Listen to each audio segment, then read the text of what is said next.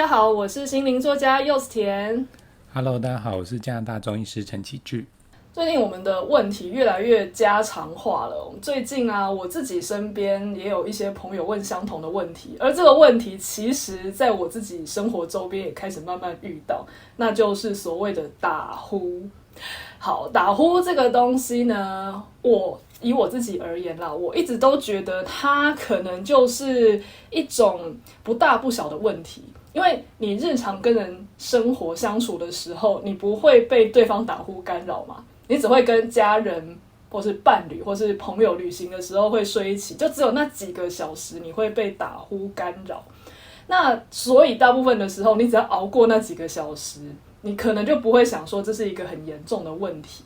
但是啊，我最近在看一些资料或是听到有人分享的时候，发现其实打呼这个问题有可能会很严重。好，那先不要管，就是医疗上觉得它很严重这件事，我也开始觉得这件事情有一点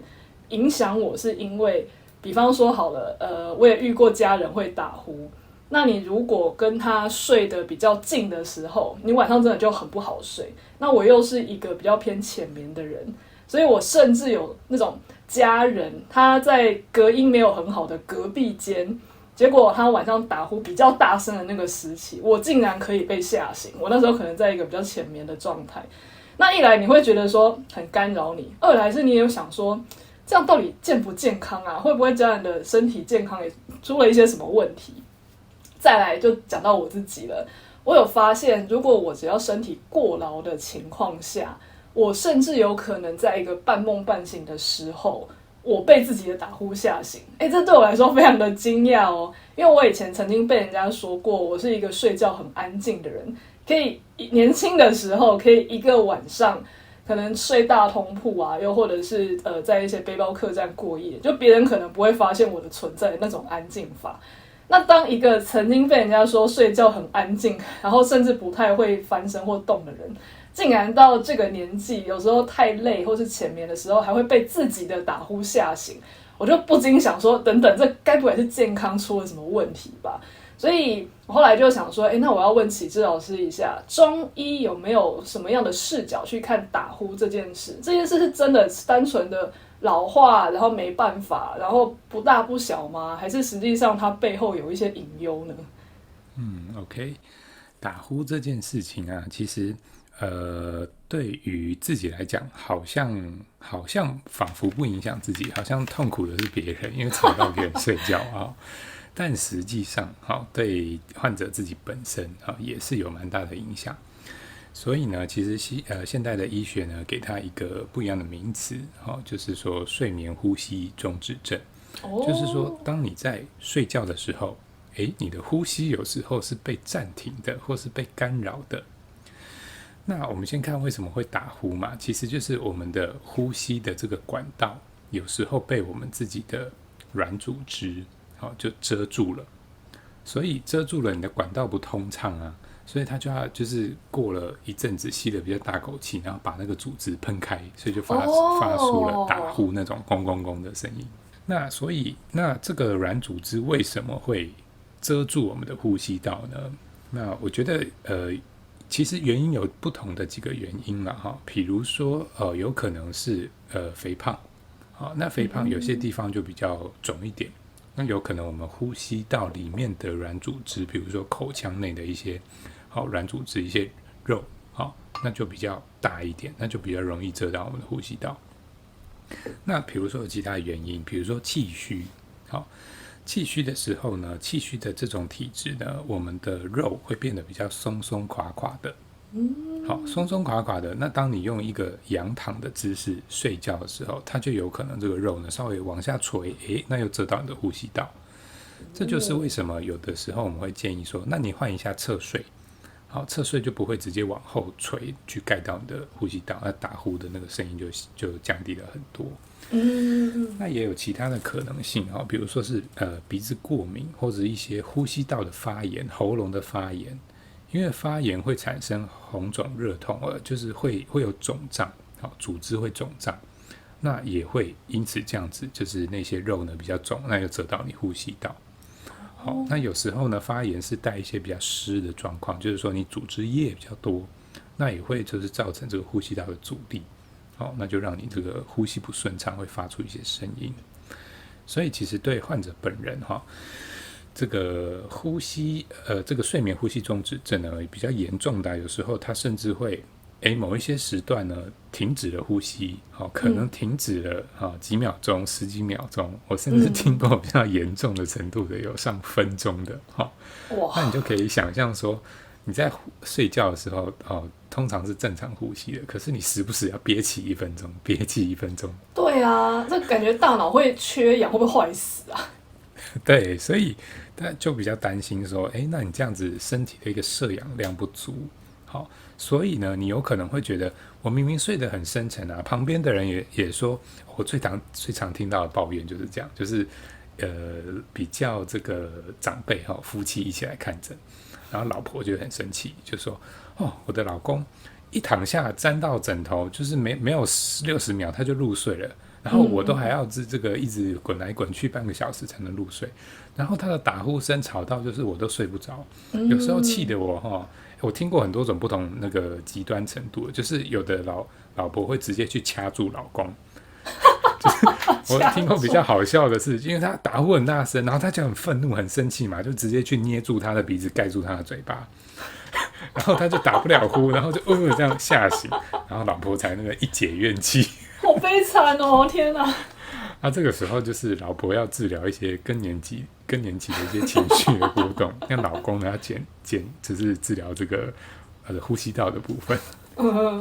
是一种那个打呼杀人事件，杀人原因因为老公打呼太大声。不过我想要插个话，我常常听到抱怨的确实都是女性。然后通常男性都是那个打呼很大声睡不着，这个其实跟生理构造有什么关系吗？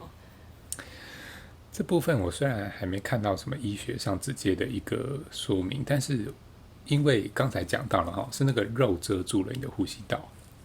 那所以呢，男生有时候体积比较大，女生比较娇小，有时候通常是这个样子。那刚才我们讲到有3种不同的类型嘛，造成你的一个呼吸道的不顺畅。好，那比如说我们先讲第一个好了，气虚。气虚呢，我们可以想象说，有一种肥胖，我们叫做气虚肥胖。那通常气虚肥胖的人就是比较可怜的，就会说他喝水、呼吸都会胖那一种。那这种的胖的状态呢，就是他那个肌肉组织都比较松软一点，比较像棉花糖蓬蓬的这样子。那你就可以想象说，比如说我们的手臂啊。我们下臂呢，就算胖，它也比较不会有所谓的那种蝴蝶肉，对不对？可是我们的上臂呢，内侧那个地方就会有所谓的蝴蝶肉、拜拜肉，好，那就比较容易下垂松软。好，当你的体质有气虚的时候，那块比较明显。那其实为什么会打呼，就有点像是这个道理，就是我们整个呼吸道里面呢，喉咙附近、咽喉那一块，就有一块很类似拜拜肉的那个地方，它本来就比较垂。那今天你要是又有点气虚，那个肌肉又比较松软的，它就很容易，当你睡眠的姿势躺下来的时候，它就很容易盖到呼吸道。所以我们中医在治疗这种气虚造成的这种打呼或是肥胖的时候，我们用一些健脾益气的这个药物来帮你补气。那它同时还有减肥的作用。那减肥一方面呢，就让这一块组织这块肉变得比较小，它就不会遮住这么多的呼吸道。再来呢，健脾益气，因为我们说脾主肌肉，当脾气足的时候，你肌肉会比较精实，那它就不会那么松软去盖到你的呼吸道。所以有这样的一个方式。那如果说是这个针对这种脾虚气虚的人打呼的这个状况，那我们其实呢，除了你去找中医的治疗帮你健脾益气之外呢，针灸也是可以帮你加强一下这边的肌肉的这种紧致的程度。再来，其实我们也可以自己去做一些肌肉的训练，就像我们的拜拜肉嘛，如果说我们把这个手臂的肌肉训练的比较紧实，它好像就不会那么松散。那我们喉咙那个地方的肌肉其实也可以稍微做一下训练。怎么做？第一个呢是我们舌根那边的肌肉。那好，比如说我们练手臂，我们是可以举哑铃。那我们的舌头呢，其实你也可以抬举。举什么呢？直接举你的上颚。所以呢，你就是用你的舌头用力的去顶你的上颚，好像要像举重一样去撑你的上颚。这样子就会锻炼到你舌根的肌肉。那当你那个舌根肌肉呢比较紧致、比较强壮的时候，它也会这个改善这个遮住呼吸道这样的一个状况。好，那我们通常是不是去做完重训之后，我们要做一些伸展？好，所以一样的哦，你不能一直举，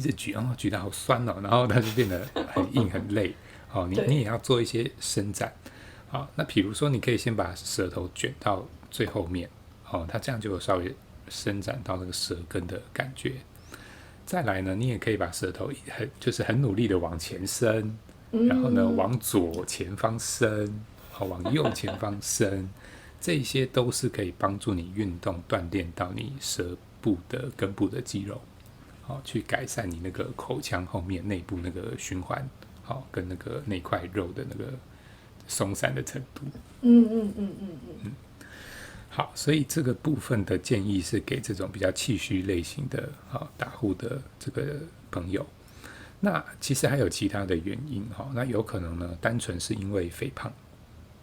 当就是我们的组织、我们的肉都变得比较大片的时候，那它就容易，因为我们的呼吸道，你肉越大，你呼吸道越小，就整个人就体积增加了，所以也容易盖到呼吸道这样。对，所以呢，这样的状况来说，就是我们会当然就是用一个减重的方式，整体的去配合你的饮食，你的运动，那不管你用中西药的方式，去降低你的体重，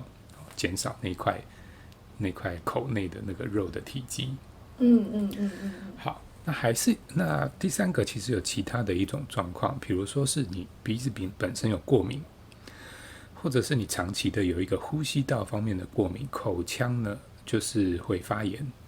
发炎了就会肿胀。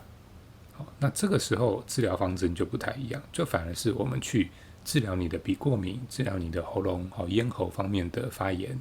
这样子这一块组织不那么肿胀了，就会让你的呼吸道比较畅通。那再来就是说，我们刚才讲到体质比较气虚的一个体质，气虚其实是一种根本类型，但是它会有兼其他的症状，比如说痰湿。就像